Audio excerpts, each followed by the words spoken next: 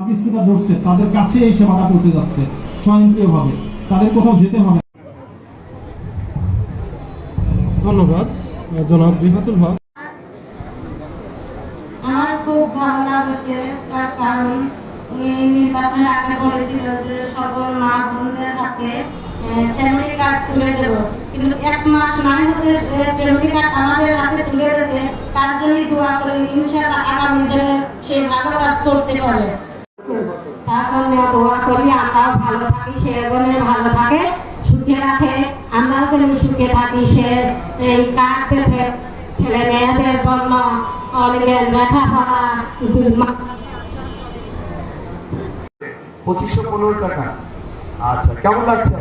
আমার খুব ভালো লাগছে, আমি খুব খুশি যে আমাদের প্রধানমন্ত্রী যেটা ওয়াদা করছিল সেটা সে রক্ষা করছে বা আমাদের কাজে করে দেখাচ্ছে।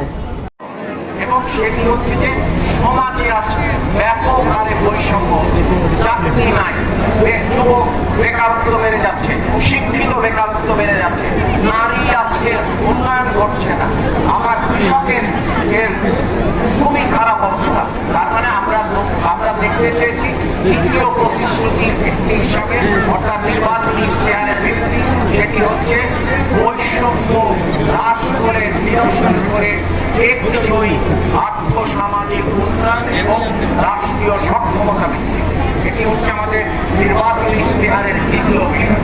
তৃতীয়টি খুবই গুরুত্বপূর্ণ, কারণ আপনারা প্রতি মুহূর্তে, প্রতিক্ষণে, প্রতিটি সময়ে আপনাদের জীবনকে যে দুর্বিষহ করে রেখে গিয়েছে এই অতীতের ফ্যাসিবাদী সরকার, সেটার অর্থনীতি আজকে শ্বাস নিতে পারছে না, এখনো মূল্যস্ফীতি বেড়েই চলছে এবং যেটাকে বলা হয় যে অর্থনীতিকে তারা আইসিইউতে রেখে গেছে। তার মানে হচ্ছে অর্থনীতিকে তৃতীয় ভিত্তি হচ্ছে অর্থনীতির পুনর্গঠন এবং পুনরুদ্ধার।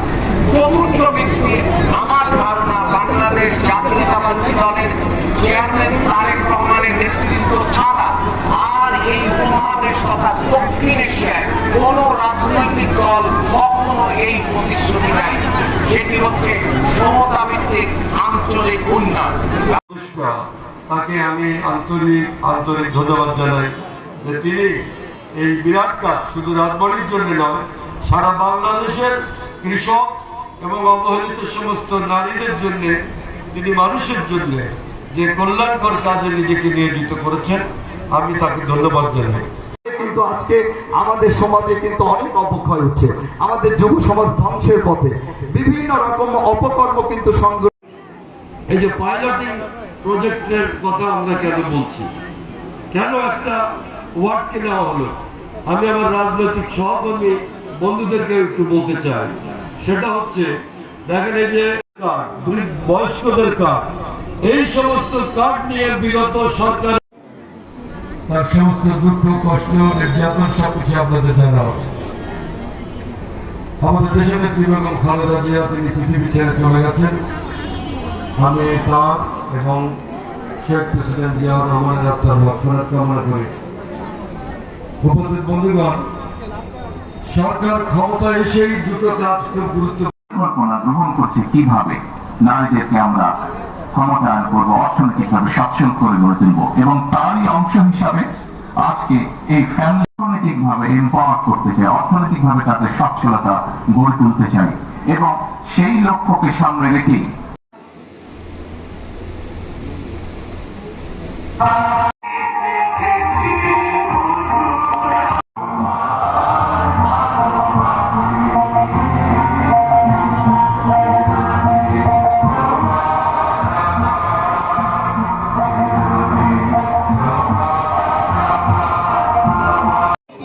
কারোর বাধা হয়ে দাঁড়াবো না, আমরা সবাইকে নিয়ে একটা বাসযোগ্য সেই সমাজ আমরা দেখতে চাই।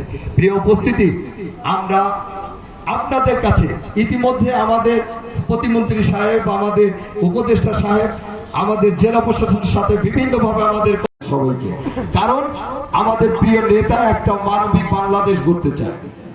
আমরা সেই বাংলাদেশ দেখতে চাই যে বাংলাদেশ একটা সবার জন্য বাসযোগ্য হবে। পড়াশোনার ব্যাকগ্রাউন্ড থেকে আমি সবসময় চিন্তা করতাম যে যখন আমার কাছে আমার যারা আমার নিজের সম্পর্কে আমি যত ভালো জানবো, আমার এলাকা সম্পর্কে আমি প্রধানমন্ত্রী তিনি যে উদ্যোগটা নিয়েছেন এবং যে অসীম সাহসিকতার সাথে এই উদ্যোগটা বাস্তবায়ন করছেন, এটা আমাদের মতো দেশের জন্য এটা নজিরবিহীন। আমরা এই তথ্য সংগ্রহের মাধ্যমে যখন আমরা এটা সারা দেশে বাস্তবায়ন করতে পারবো, তখন আমরা একই সাথে কতগুলো অভূতপূর্ব প্রায় 3 দিন এই তথ্যগুলো আমরা এন্ট্রি দিয়েছি। এন্ট্রি দেওয়ার বিভিন্ন পর্যায়ে আমাদের যে ডাটাগুলোতে বিভিন্ন ধরনের গ্যাপ পরিলক্ষিত